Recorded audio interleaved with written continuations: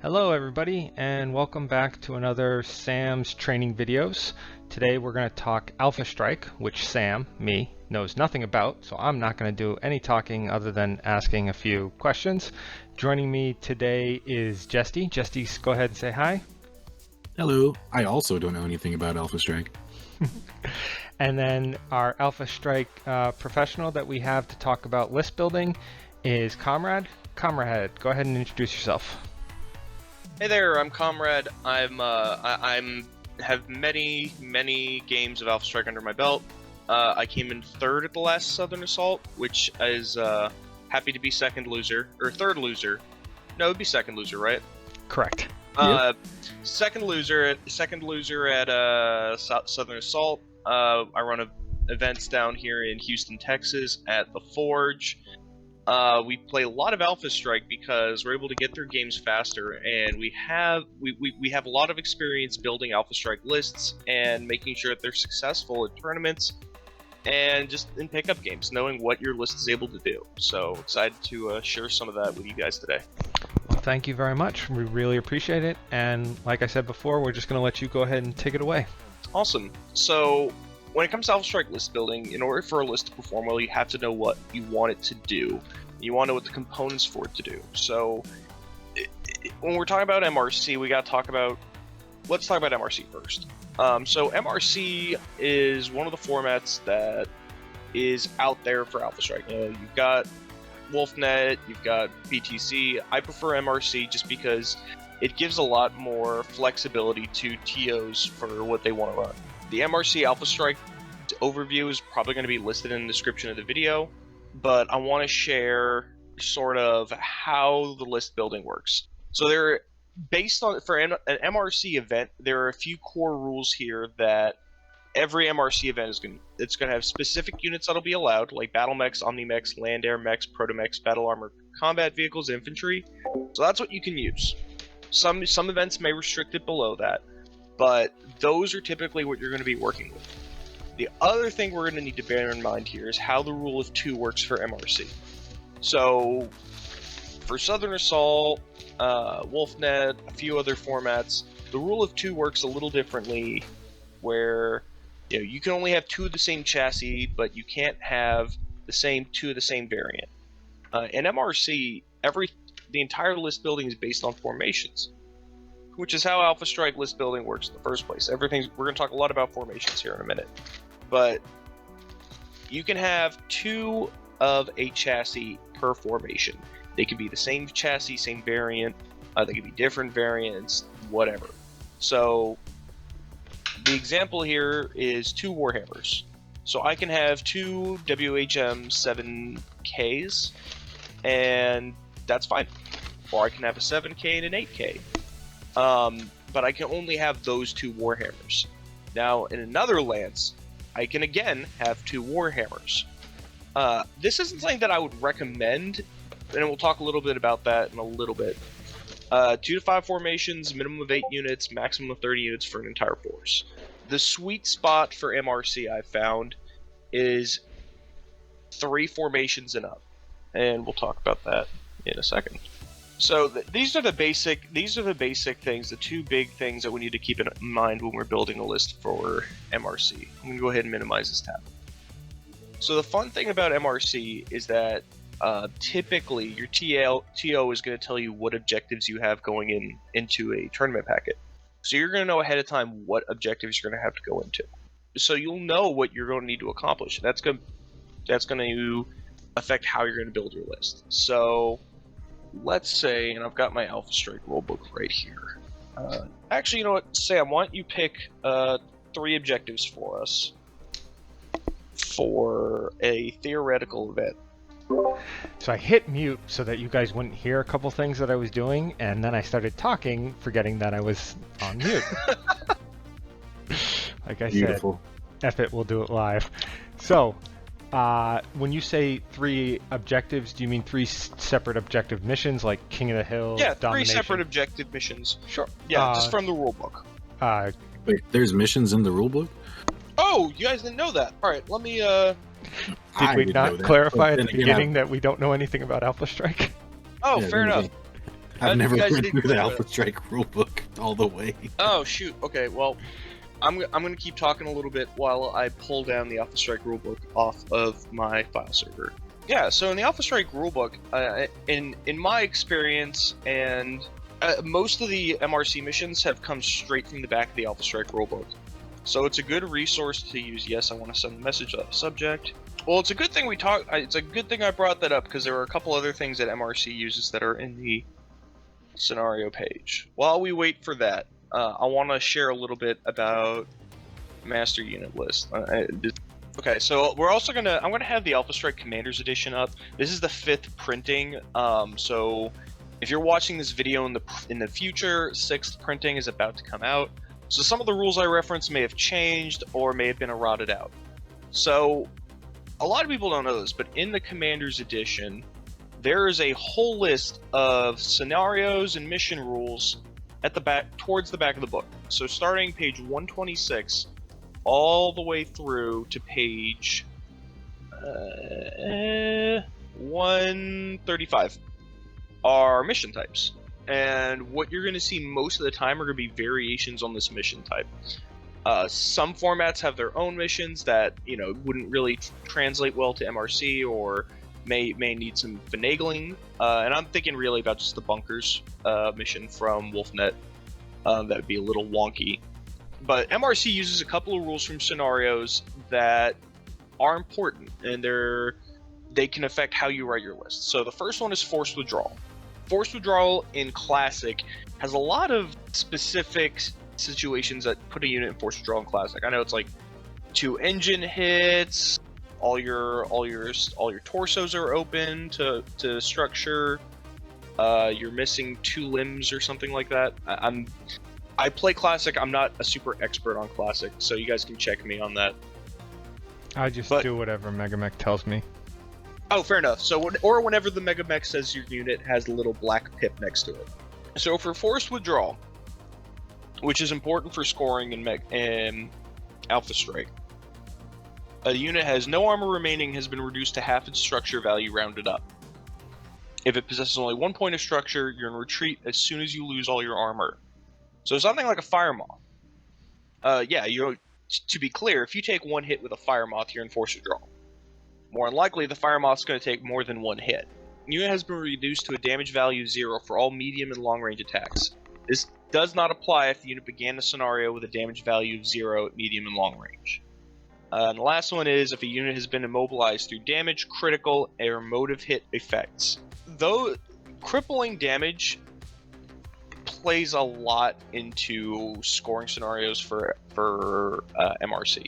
Because you have your primary, did you win the objective score? And then after that, it's how much of the enemy's army did you kill? That includes, were they crippled? Were they straight up dead? Did they make it off the board? So we're going to pick 3 scenarios today. So we're going to pick stand up fight, capture the flag, but we're going to do the many flags variation, and King of the Hill. Just the first 3 I see. But we're going to do domination for King of the Hill. Because, spoilers, these are the missions that we're going to be running at Warzone in September. Plus 1 more. So our 3 missions right now are going to be stand up fight, capture the flag, King of the Hill, domination. Let's just walk through these missions real quick. So for stand up fight, we're just killing the crap out of each other. So it's going to be fairly straightforward. We want a list that can effectively apply damage and withstand return fire. So we're going to want to think about heavy mechs, assault mechs, mechs that can deal a lot of damage. It can also take a little bit of punishment as well. For capture the flag, for many flags, it's a capture the flag scenario. You're picking up a flag, and you're trying to bring it over to your own side. The difference you'll have an objective score zone, which is essentially a goal. You got to go out and get your opponent's flag.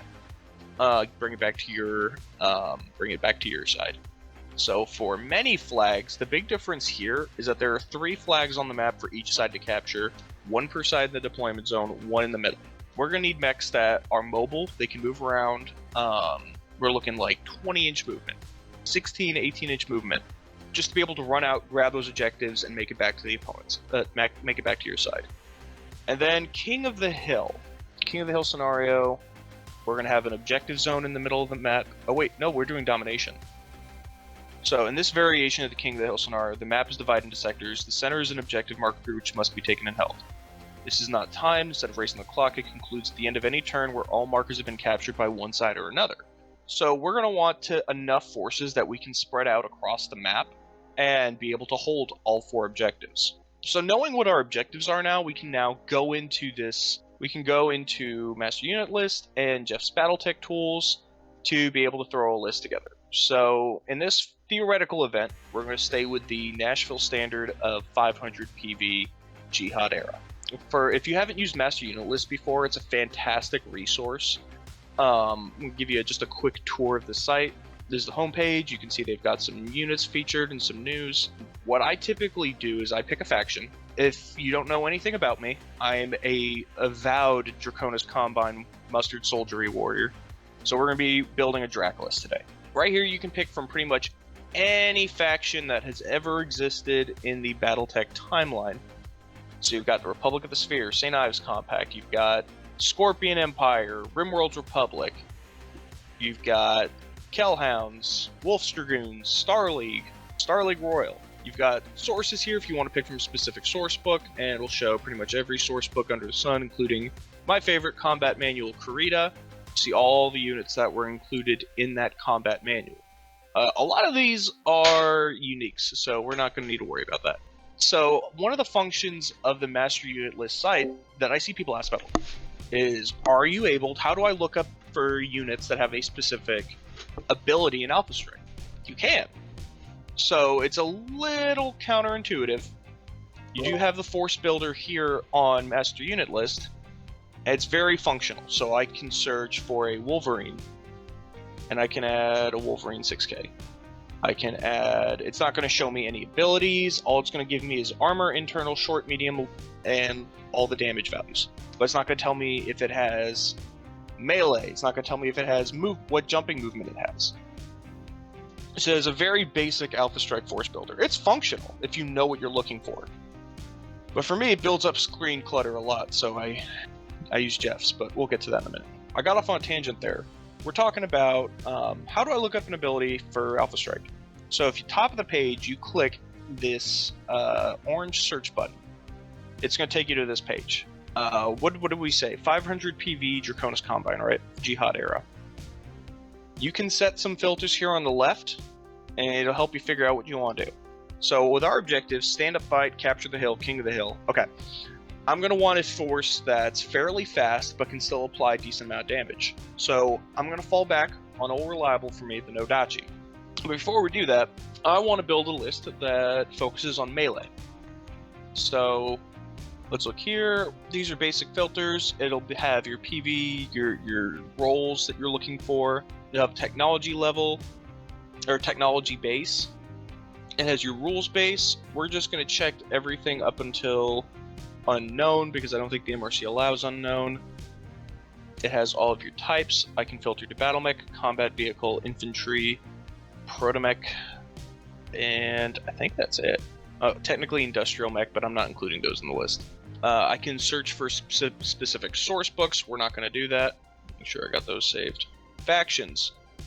So since I'm searching for Draconis Combine Force, I'm going to search first for Draconis Combine, Inner Sphere General. So for all those great houses, all those Inner Sphere states, you're going to search the state name as well as Inner Sphere General.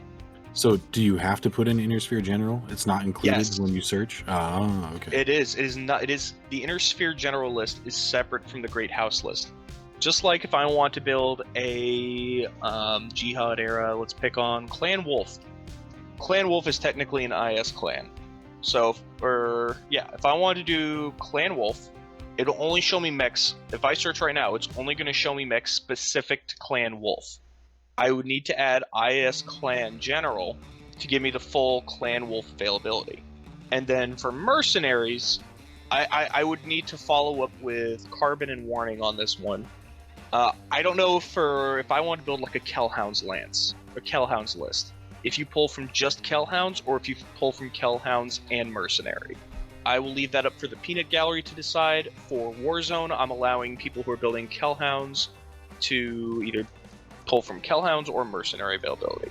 And then same goes for periphery states. So if I want to build a Marion Hegemony list, I'd have to check Marion Hegemony and Periphery General. So the general list is not included when you search the faction. Just to demonstrate here, I'm going to select Availability Era Jihad. Production Era and Availability Era are very different. Production Era is when was that unit in factory production. So if that unit wasn't being built in the Jihad, but there were enough of them for the Draconis Combine to have lying around, it will not show up, which is why I usually leave Production Era unchecked, as long as the Availability Era is what counts. For subtypes, you have here, we can filter, we'll come back to that. But just to demonstrate how the faction works, you know, I have 606 units available to me right now with just the Draconis Combine checked. I add Inner Sphere General, I've got 1,182. Let's go ahead and just jump in.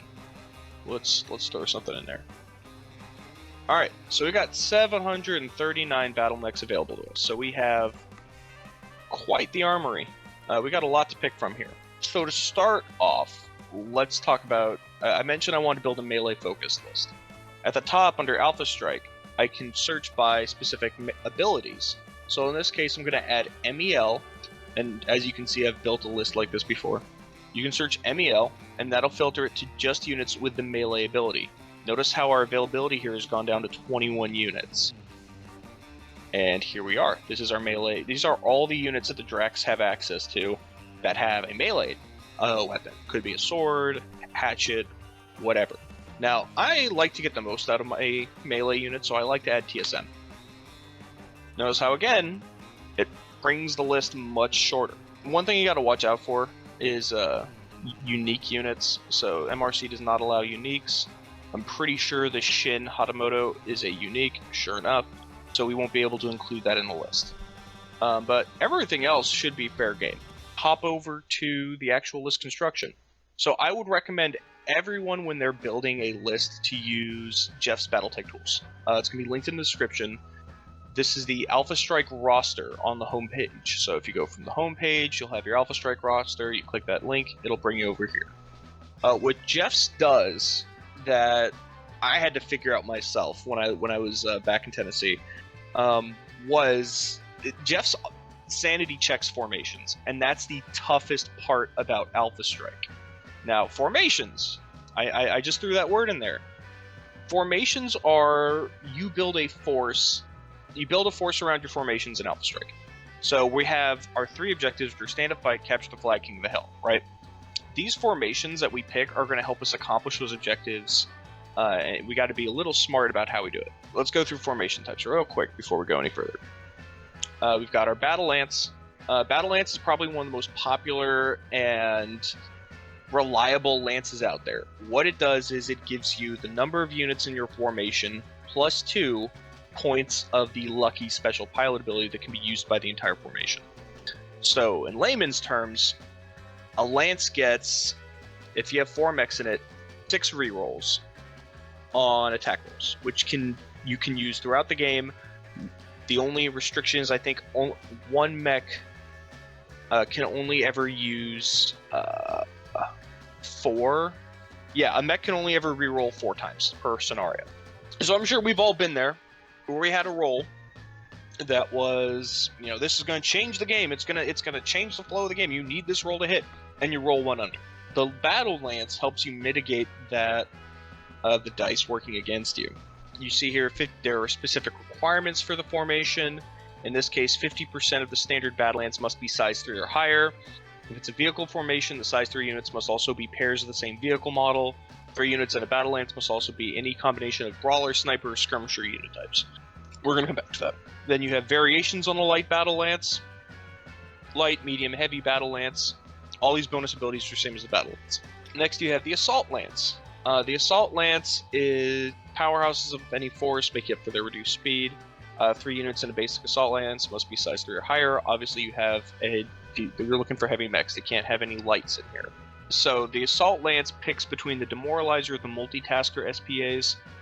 Unless this is going to change for the 6th printing, I will say the Demoralizer SPA used to be really good. It got nerfed pretty heavily, so I would not recommend taking the Demoralizer SPA right now. The Multitasker SPA basically lets you split your fire, so that's a good one. Assault Lance has one variation, the Fast Assault Lance.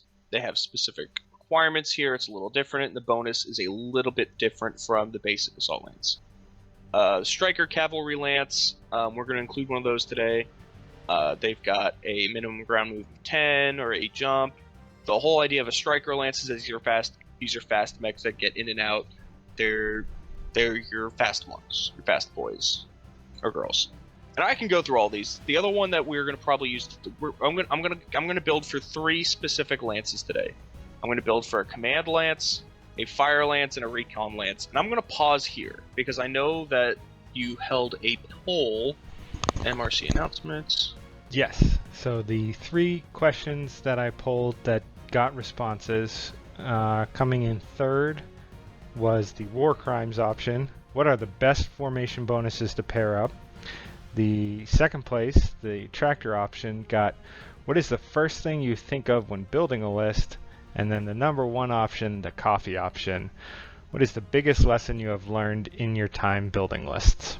Yeah, so we're going to talk about the best formation bonuses to pair up. There are a couple of bonuses, because I knew there was one about formations. There are a couple of formations that pair very well together. The first one is the Fire Lance and the Recon Lance. They are like bread and butter. The Fire Lance, specifically, we're talking about the Fire Support Lance. What you do is you get 3 units in this formation that possess indirect fire. At the beginning of each turn, up to half the Fire Support Lance may receive the Oblique Attacker special pilot ability. Basically, what this means is you have, I think it's like a -2 or something ridiculous. Go to page 98 just to fact check that. For Oblique Attacker? Yeah, you don't need a spotter in addition to getting a -1. So not having the spotter gets rid of a +1. And then I think the -1 gives you the total of -2. So the Oblique Attacker receives a -1 target number modifier for indirect attacks, using the IF special ability, and make indirect fire attacks without a friendly spotter. So if you use the indirect fire, you trade the -1 for a +2, which replaces any and all spotter-related modifiers. Which is basically you're shooting as if you're firing as if you have a spotter, but they're firing, which isn't bad. What the Oblique Attacker does is it mitigates the typical +1 you would take for an indirect fire attack, because it doesn't get rid of the +1. It just, it cancels it out. Because you're not good. It's not like I'm trying to figure out how to articulate this. Indirect fire attacks, you take a +1 to the shooting. The Oblique Attacker adds a -1, which cancels it out. It doesn't eliminate the IF1, and you get an additional -1 on top of that. The reason it pairs well with the Recon Lance is because you get the forward. You can take Eagle Eyes, Forward Observer, or Maneuvering Ace. Now, if I'm not mistaken, Forward Observer allows you to shoot and still spot without a... Yeah. Forward Observer is a warrior who's finally honed direction sense, keen eyesight, and intelligence have combined into a talent for hyper-accurate artillery direction. You can serve as a spotter for multiple artillery attacks. Yep, if the Forward Observer makes its own attacks, any indirect attacks it spots for, do not take the target number modifier for the spotter attacking. So, typically, if the spotter doesn't attack, if the spotter does their own attack, the same turn they're spotting for a target, that indirect fire attack is going to take a +2 on their shooting, which hurts. That can make the difference. Now your Recon Lance can actually participate in combat and still spot. They don't have to spot the same target they're attacking. So these two lances go together really well. The way I would play it is I would have my Fire Support Lance park in the back of the map and just stand still. As long as they're not threatened, and you're able to have a bodyguard lance to just keep cover from them, keep fast mechs from getting up in their face, they can just sit in the back, take a -1 for standing still the entire game, a -1 for Oblique Attacker, and the Recon Lance can go around painting targets, pointing at guys they want them to shoot. and they're just a very nasty fire support unit. There's a guy here in Houston who swears by this combo, and I've been on the receiving end enough to tell you it's pretty deadly. The next lance that pairs really well is the Battle Lance and the Command Lance. What the Command Lance does is you get a... Just to speak very practically here, Command Lance gives you a reroll for initiative rolls. So it's a reroll that can be popped every other turn. So it can only be done once every 2 turns, I believe is the specific. Yeah, you get the you pick a unit that's the commander in the Command Lance. It gets Tactical Genius SPA. That reroll can happen once every 2 turns. Yeah. The other thing the Command Lance does is you can assign an additional 2 SPAs to other units in the force. So I've got a Command Lance here on Jeff's Battletech tools. That's for a C3 list, so I'm just going to go ahead and pop that in. Nope, not what I want to do. Oh, quick question, real quick, Comrade. When it comes to building formations, let's say I wanted to play a clan. Clans don't usually use lances, they use stars. Would I have to make my formations 5 units instead of 4? Yes, so for MRC you do have to build out to a star. So you're going to have less formations to work with, but you're gonna have the firepower to back it up. I've seen some pretty nasty clan lists from MRC. When it says Command Lance, that is interchangeable with Star, Level 2, whatever you got. So that's at the beginning of the page. I'm glad you asked that. At the beginning of the force building section, it gives you a step-by-step list on looking up formations, creating formations. Lances, Stars, and Level 2s. It sort of walks you through it. You know, if you're a Comstar or Wabi, you got to have a 6 units per formation. Stars, you're aiming for 5. So the important thing about a formation, and sort of where clans have a little bit of a step up here, clans have a bit of a step up everywhere, but in order for you to receive a formation bonus, you have to have at least 3 units in the unit. That applies during the game, meaning that if your formation loses 2 mechs, and you have 4 mechs in the formation bonus goes away. For clans, you have to lose 3 mechs. For a level 2, you'd have to lose 4 mechs. As long as you have 3 units in the formation, you receive the bonus abilities that you'd have to start the game. Yeah, so I have a Command Lance here. This is a 500 PV C3 Lance. And we're just going to build a basic Lance, but right here, I have the bonuses that are available. I can build as a Battle Lance or a Command Lance. In this case, I'm going to build as a Command Lance. I would put the Tactical Genius Force Commander on the Tai Show, because it is a command mech. It's got 2 C3 Masters. It's for fluff reasons, I'm going to put it there. Then for Combat Intuition, I'm going to put that on the Wolverine and the Marauder. But I can pick between Antagonizer, Bloodstalker, Eagle Eyes, Marksman, Multitasker. I like Combat Intuition because it's simple, and it's a very powerful SPA. As long as you win initiative, any unit with Combat Intuition can perform its entire turn out of initiative step from the rest of the group. So, for example, I win initiative with this, and I choose to pop Combat Intuition on the Marauder and the Wolverine. The Marauder and the Wolverine will immediately complete their moving and shooting before anything else is resolved, and the effects will apply immediately. So it's possible to just straight up kill something completely out of initiative step. That being said, that's it. They don't get shooting again when it comes around to shooting phase. They do their whole turn right then and there. So that's a very powerful one. It pairs well with Battle Lance because the Battle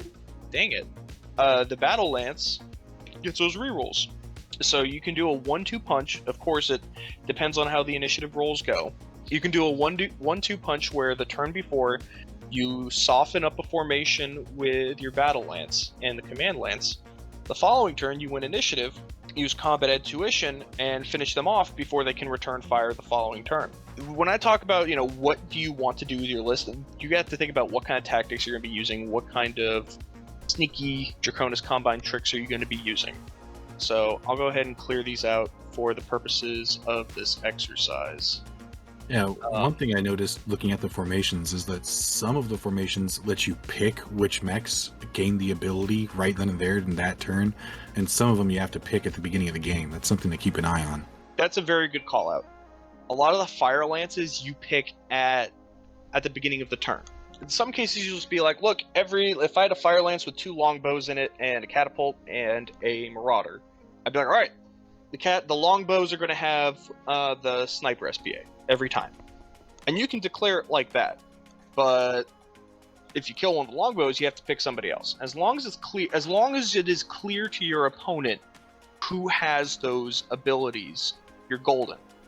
What I find that trips people up sometimes is they forget to declare, or they don't declare, and then they say, oh, the longbow has it. Well, you didn't declare it. If you didn't declare it, you didn't get it. For the command lance, there's command lance. Yeah, for the command lance, you have to declare those at the beginning of the game, and it's there for the entire game. For the striker lance, you have to declare it at the beginning of the game. I would encourage everyone to read through the formations. I know we're MRC. I know that's a 4-letter word. But read the book and understand what the expectation is for those formation rules. I'll tell you right now, if someone doesn't declare who has an SPA and chooses at a specific time, the longbow does it, like, look, that can result in the TO ruling against you. So the best thing to do is just always be verbose, always tell your opponent, make sure nothing is unclear. We'll pop back over to the actual list. So we have our 3 objectives. Just to sort of bring it back, we have our 3 objectives: stand up, fight, capture the flag, king of the hill. So I want a mobile force that can apply and withstand a lot of damage. I talked about the Nodachi. I love the Nodachi. I could talk about the Nodachi for hours. What it does really well in Alpha Strike is the base Nodachi model is very efficient for its points. It's a 37-point heavy mech that can move 10 inches, so it's got TMM of 2, and then with TSM on, it can move 12 inches. And with TSM on, it does 5 damage in melee versus 3 damage base at short range. So with the Nodachi, you want to get it into melee range as quickly as possible. I'm going to start off here with my first lance. I'm going to add 2 Nodachis, because why not? 1, 2. Right now I can already see that I have available formation bonuses. I want to build this to be a battle lance, so I'm going to select that. Now, the Nodachis have very average damage at medium range. They have 3 damage, which isn't bad, but it's not a lot. I want to add a unit that can keep up with the Nodachi and still apply a decent amount of damage. So we're going to come back here. We're going to delete the 2 abilities. We have a whole lot of stuff coming at us here. One of the cool things you can do with Master Unit List, and you're going to be alternating between these 2, is you can order by PV, you can order by size. What we're going to do here is we're going to order by PV, because I want to keep this formation where we talked about 500 PV. I want to keep this formation under 150. If I can do that, I can scale stuff up later or have larger formations elsewhere. So I've got everything ordered here. In order to keep it under 150, I'm going to have to keep my additions to around 25-30 points. I like the Wolf Trap. Wolf Trap is a fun little Draconis Combine mech. And I see the Phoenix Hawk 1K. I think the 2K isn't that much more expensive. Oh, there it is. So the Wolf Trap has got 12-inch movement, 3 damage, so he can keep up with the Nodachis when they're at full tilt. The Phoenix Hawk 2K is listed as a striker, but it's got some pretty decent damage and movement. So Phoenix Hawk 2K is a nice bread and butter mech that I like to use. So I'm gonna go ahead and add the Wolf Trap and the Phoenix Hawk. Now, is that Wolf Trap Tora unique? Nope. The Wolf Trap Tora is in the lore, it can show you if there's a unique, it'll be in the availability. There are a couple of unique wolf traps. Like I think the Bear Trap is a unique. Gotcha. I just saw that it was named, so I figured I'd ask. That goes to it show has, you. It has 2 different names. The Wolf Trap, it was originally the Tora, and then they built it specifically to counter the Wolf Hound mech. So they're like, oh, we'll call it the Wolf Trap and mess with the Fedcom. So that's why it's got the 2 names. And a few Drac mechs have that. So we're going to add the Wolf Trap 1. Yeah, we're going to add the Wolf Trap 1 here. And we're going to add the Phoenix Hawk. Alright, so 137 points. And it is now So I lost the basic Battle Lance, but that's fine, because I still have the medium and heavy Battle Lance available to me. It has the same formation bonus, so it doesn't change. So I'm going to go ahead and select the heavy Battle Lance. So that's our first formation. Everything in this list, in this formation right here, can move 12 inches. I'm going to have rerolls for important attacks. Everything here does at least 3 damage at medium range, so that's pretty good. That's a good battle lance. So the next thing I'm going to want to build for... And just to make sure, any unit in this formation at any given point can use those rerolls. 1 per turn, right? If I have a turn where I need to land every single attack, I can burn 4 of those lucky rerolls in 1 turn. 1 per mech per turn. And then I have a 1 per mech, my bad. Yeah, it's 1 per mech per turn. So I can't like miss with the Nodachi, use a lucky reroll, miss with that, be like, no, I'm gonna roll again. No, the lucky reroll is your reroll. You don't get multiple rerolls off that. Yeah, no, so this is a very powerful list because the Nodachi can come at you with 5 points of damage. Under multiple attack rolls, melee attacks, they don't roll multiple dice. They roll 1 set of dice, and you apply the whole damage off it. And that is why I love melee damage. It is high risk, but super high reward. If I can get into your rear arc, I'm doing 6 points of damage. Oof, that's brutal. It is really nasty. And then one thing that I like about the Wolf Trap is it has flak. If you've never fought a list that uses a lot of VTOLs in Alpha Strike, VTOLs effectively have a TMM of 5 as long as they're in the air. They have their TMM +1 for being an airborne target. I'm going to pick on the Mantis VTOL. It has 2 damage at short, 2 damage at medium range, and very light armor, very light structure. But what makes it so powerful is it's got a TMM of 4, which that's already gross. But it gets a +1 on top of that. So the flak, what the flak does is it's a -2 against airborne targets. So it's going to bring that TMM down a little bit, and it'll mitigate that airborne target modifier. So it's always good to have a little bit of flak in your lists. Cannot recommend it enough. Recommend it enough, rather. So we've got our main battle lance here. Next thing I want to do is I have capture the flag and King of the Hill domination.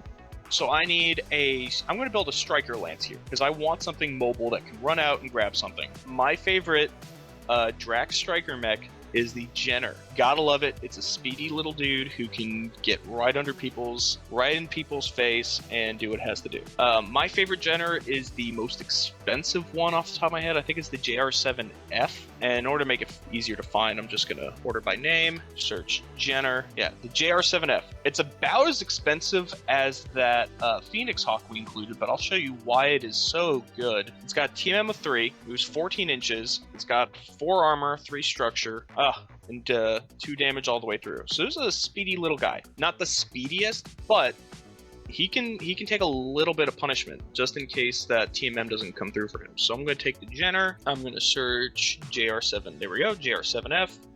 Add it to Lance Group 2. I'm going to add 2. Just because I want to make sure. I'll walk y'all through my reasoning here, but they both got a 14-inch move. Next mech I'm going to add, and I just know this off the top of my head, is the Raptor is I believe is the first Inner Sphere Omni mech. I see we got a bunch of different variants here. We are going to pick one in particular here. So this is a Striker Lance, right? He's going to be getting up close and personal. I'm going to pick the OB because it's got a decent short, medium range. It's got the same movement as the Jenners, so they can keep up with the Jenners. But we're going to go with the OC then. And then the last mech we're going to add is the Venom, because it would not be an MRC list without some variant of a spider. So for the last mech I picked was a Venom. Venom has a 16-inch move. We're going to scroll down here just so I can fact check myself. Yeah, Venom has a 16-inch jump move. The other 3 mechs have only 14 inches. The Striker Lance gives 75% of its formation. 75% units in the Standard Striker Cavalry Lance receive the Speed Demon Special Pilot ability. Speed Demon gives you an extra 2 inches of movement. So what I'm going to do here, I'm going to select Striker Lance. I will put Speed Demon on the Raptor, the 2 Jenners, which will bring them up to 16 inches of ground movement, which means they can now keep up with the Venom. And if you can see here, all these dudes, I mean, they do a little lower than average damage, 2 points of damage at short and medium. You get behind someone, you're going to get 3 points of damage, short range. Kind of mitigates it. Plus the Raptor is an Omni. So if I still have enough points left over when I finish making the list, I can throw some battle armor into the mix. So I've got a Battle Lance, I've got a Striker Lance. Let me just name these.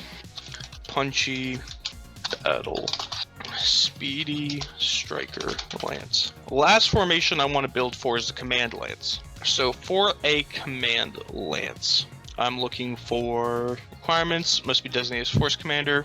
I need to have a 50% be sniper, missile boat, skirmisher, juggernaut, then a brawler, striker, or scout. That's fine. You know, for Battle Lance, I'm sort of just gonna wing it here, knowing what I have. It is Jihad era, so let's think about what the Drex have access to. I'm gonna pick the Sunder. I'm gonna take a Sunder.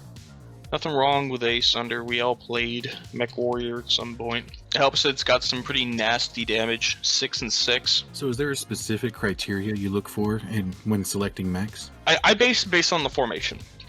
So for a Striker Lance, I look for units with a Team M3 and up. They're meant to go fast. Team M3 means that they're going to have at least 14 inches of movement, and the faster the better. For a Battle Lance, I'm looking for a minimum of 3 damage across the board. 4 damage is ideal, but 3 damage means that those Battle Lance rerolls will have a meaningful effect on the game. And then for the Command Lance, I'll be honest, I don't get super specific with the Command Lance. What I look for is, what am I going to do with the bonus abilities? So I have a Sunder in here. I'm going to put Combat Intuition on him, because 6 points of damage outside of the initiative step is just nasty. I'm going to put another one of my favorite mechs in there, the Marauder 5M. But it depends on the formation. I'll tell you right now, like, I look for a specific damage point. I've built a few of these lists where every mech in the list did 3 damage. That was a very nasty list, but... Is that like a break point to aim for with a lot of these mechs? With a lot of, yes. The other thing to be mindful of is XL engines. I usually try to avoid XL engines in Alpha Strike, just because it's going to cut your structure in half no matter what. So my Sunder, for all of his 9 armor, has 4 points of structure. He is going to die.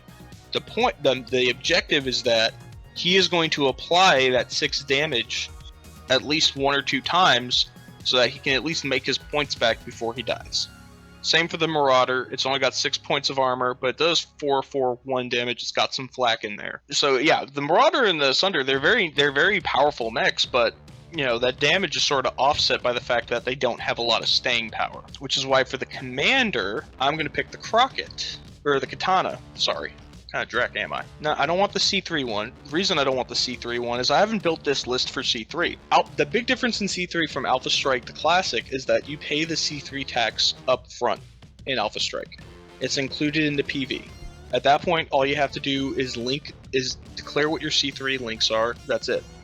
So one of my biggest list building mistakes going into Southern Assault was I brought a Shadowhawk, the Shadowhawk 3K that had a C3 slave special, but I didn't have any C3 in the list. So I paid an extra 20% of the PV for that Shadowhawk just to bring a mech that, you know, I wanted it for the damage and I wanted a Shadowhawk.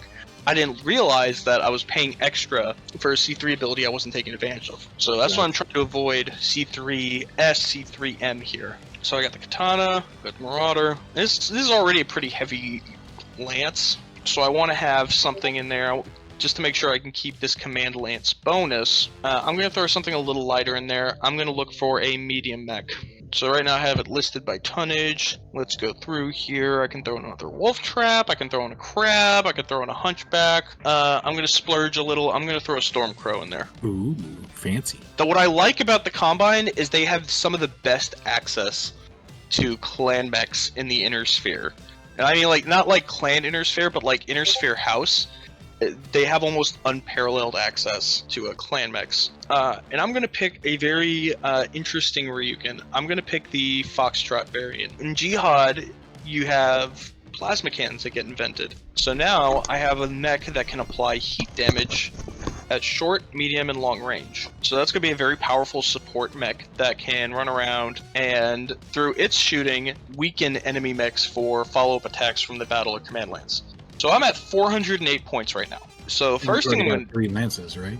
I've got my 3 lances. So I've got the 3 formations I'm going to want for this list. What I'm going to do now, before I add anything else, because I do want to add a couple of battle armors. At the very least, to be a blade of armor for the Sunder, and then to be a strike package for the Raptor. I'm going to go ahead and increase some skill values. I'm going to increase the skill value for the Sunder. I'm going to kick it up to skill 3, and close that out. It's going to make him a little bit more expensive, but I've got a better shot at landing those 6 points of damage now. I've got, okay, so that kicked me up about 6 points. I'm gonna skill up the Marauder, because he's got 4 points of damage. I need to make sure he's landing those. So the Marauder is skill 3.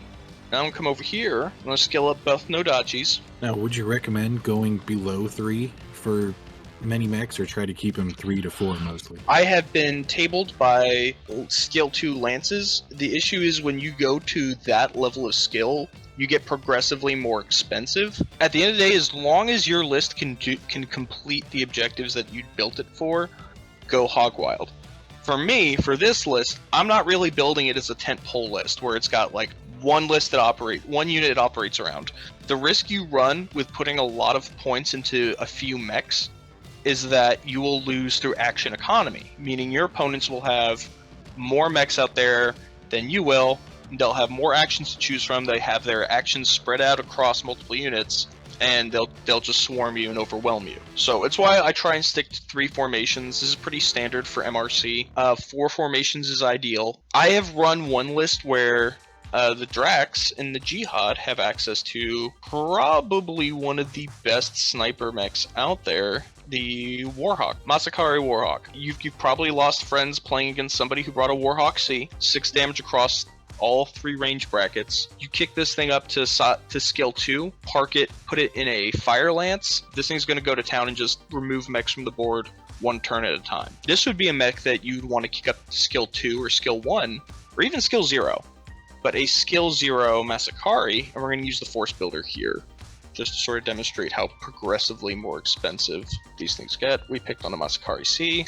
That is almost a fifth. That would be almost a fifth of the formation right there at skill 0. At skill 0, at skill 1, it's still very expensive. Skill 2, it's still very expensive. It's almost a 50% increase from the base cost.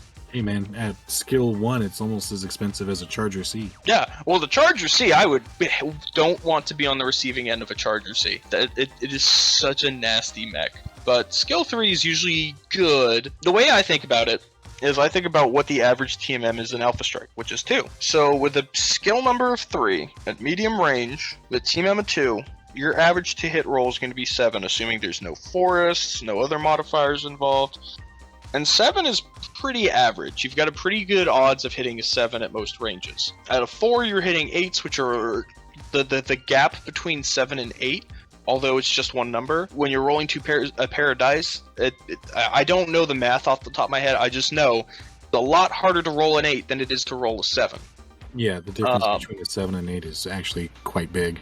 Yeah, there's a big difference. So you want to aim for 7. So kicking a Masakari up to skill 2, your average TMM is 2. You're going to be hitting things on 6 most of the time as long as you have a clear, unobstructed line of sight. 5 if you put him in a Fire Lance and you give it the Sniper special ability. Hey man, if you want to bring a Masakari at skill 0, be my guest. But for me, I think it's putting a lot of reliance into one mech where if it dies, you just lost a fifth of your force in one.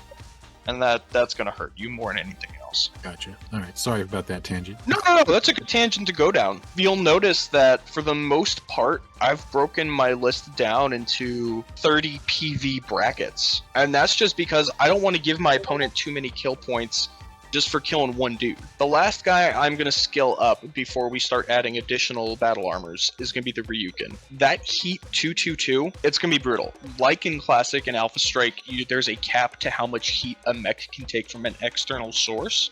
In this case, it's 2 points of heat. If you're playing rules as written, all or nothing attack damage, the Ryukin's going to apply the maximum amount of heat it can in a single turn. That's why I like this Ryukin. There are a couple other mechs that do this.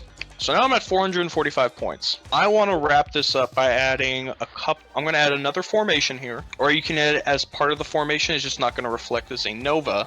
I'm going to create one more formation of battle armors. The Draconis Combine has access to the Inner Sphere Standard, but I'm going to use the Raiden. Or no, you know what? I'm going to use the Void Battle Armor because it's a stealth battle armor. So yeah, Void Medium Battle Armor. Let's see, I've got one that has 1 medium damage at 1 damage at medium range, 1 damage at short range, versus one that's 2 damage at short range. I'm going to pick this one just because I'm going to pick this one as the strike package for the Raptor. I'm going to mount him on the Raptor. Raptor gets up close and personal, drops the battle armors.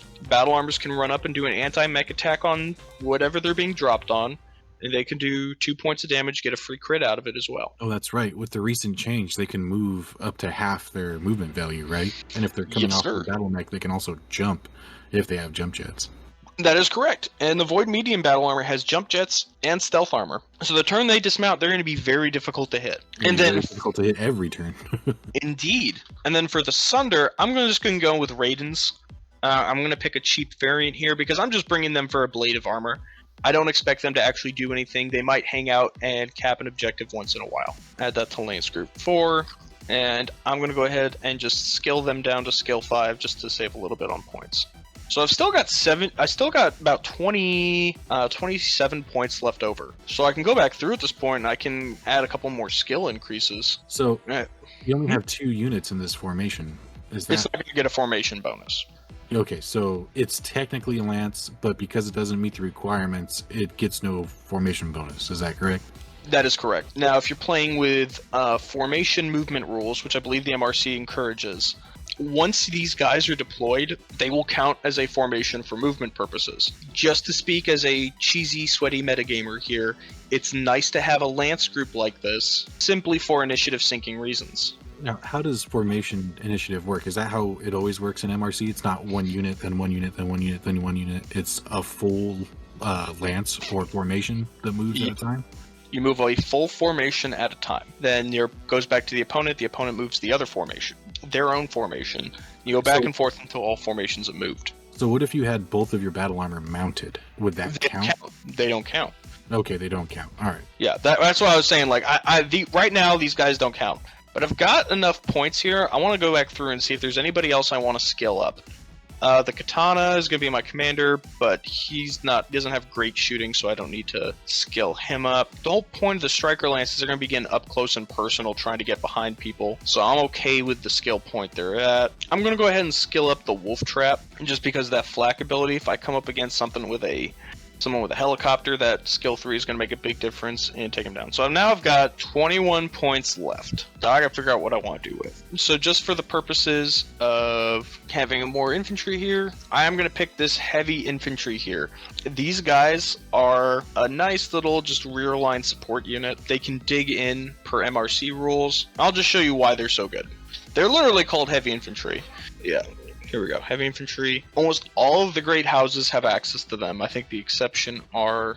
Nope, Steiners have them too. Yeah, every great house has access to them. First of all, check out that armor.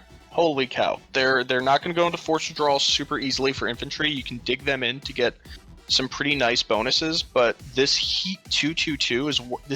The heat at short medium range is what you're bringing them for. They're a rear line unit. You're not throwing them into combat. You're keeping them in the back. You're digging them in. They can park on an objective. So what I would do this one for the capture the flag mission, I would park it on my flag on my side. For stand up fight, I would park it at the rear line to mess with any flankers, anybody trying to come up the rear and take out a command lance or a specific unit. And for King of the Hill, I would park them on one of the objective markers on my side of the board. And then you've got them there. So they're not meant to move around. You put them on an objective and you park them. So I'm just going to keep them there. They're nice little 2-point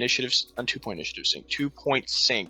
I've only got 2 points left. I'm going to kick that Raiden battle armor back up to skill 4. I'm at 499. So I got 1 point. There you go. You got yourself a 500 point list. So we'll close out of this. You can see all your bonuses here. The nice thing is now that I have 3 units here, I can give a bonus, and I'm going to pick Light Battle Lance for the infantry, because why the heck not? Infantry will get rerolls, battle armors will get rerolls. So from Jeff's, you can pick, if you're on a tablet or an iPhone, you can pick Play Mode, and it automates a lot of the stuff here. It does not... Okay, they did fix it. It'll automate the TSM edition, TSM movement edition, automates how heat works. It'll automate your TMM. Oh man, that's handy. That's almost like flex sheets for Alpha Strike. It's literally what it is. You got flex sheets for Alpha Strike, and you can take your damage. So in this case, Nodachi's going to take 8 points of damage. At this point, he'd be in force withdrawal for fire control. Let's say he took a fire control crit. You'll see here, it'll give you the base attack numbers. So skill plus range right here. Gotcha, and that's your starting out. So all you gotta do at that point is add your opponent's TMM. So it speeds up the math there. I'm gonna just reset that for us, yes. Now, if you want to print it out, the traditional way, you can go here to print force, and it's going to display a little weird here because I've got the screen formatted strangely. But what it'll do is it'll print out each lance group on one page, and it'll have a quick summary of the formation bonus. I know MRC requires you to have physical copies of your lists for tournaments, so it's good to print this out, and that way you can mark.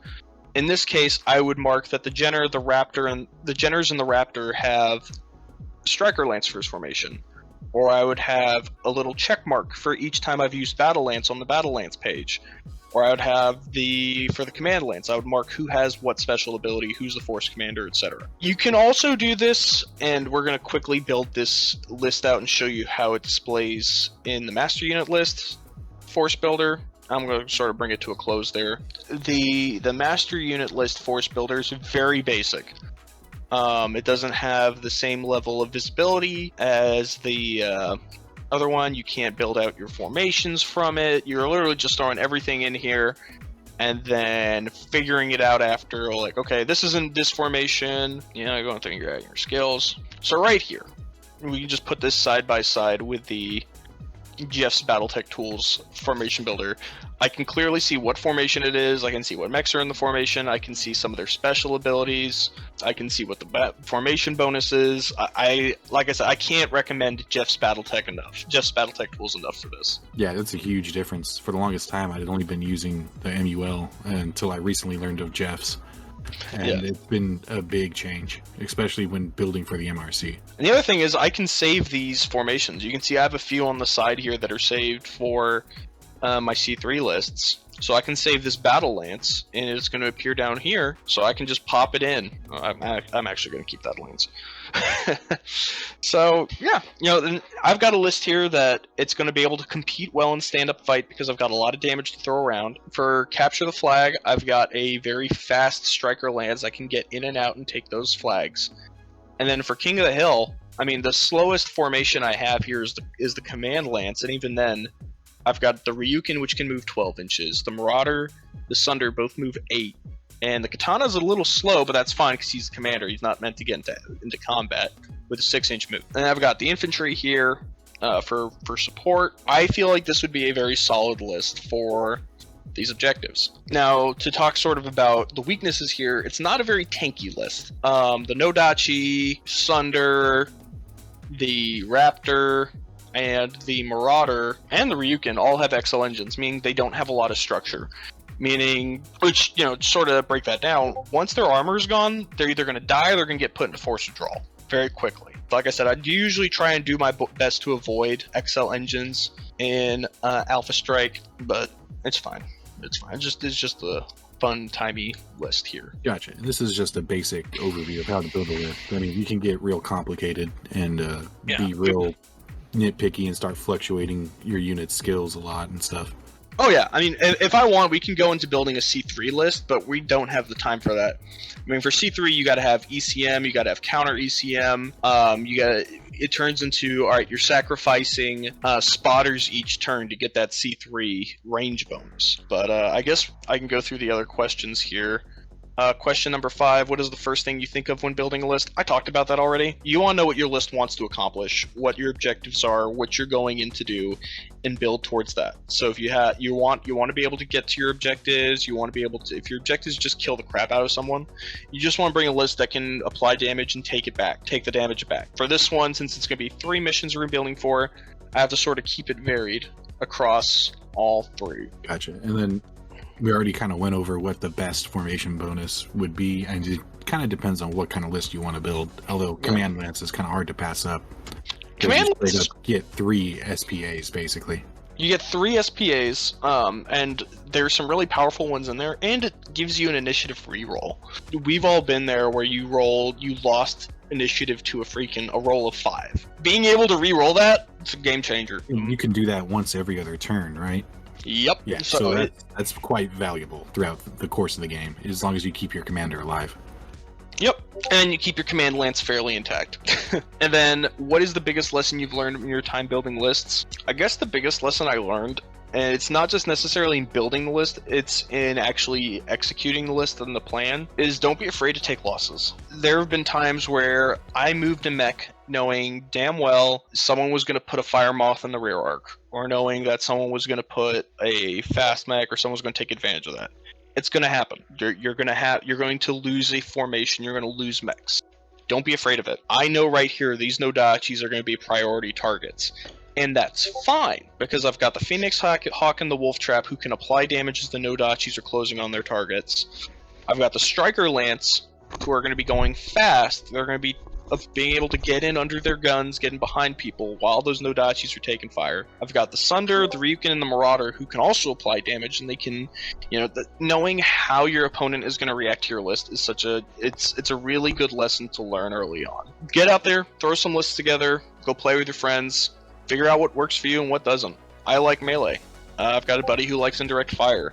I've got another buddy who really likes heat. As long as you have a clear objective in what your list is trying to accomplish, it's really hard to build a bad formation. Now, if you go in there saying like, well, I want a Marauder, I want a Warhammer, I want an Atlas, and you're just picking mechs, you're going to struggle a little bit just because you're just throwing together what you got. Build with a purpose, know what you're trying to accomplish, and, list will come together on its own. All right. I think that about covers everything that we had questions about. Is there anything else you want to add to the end there? Or is that pretty much it, Comrade?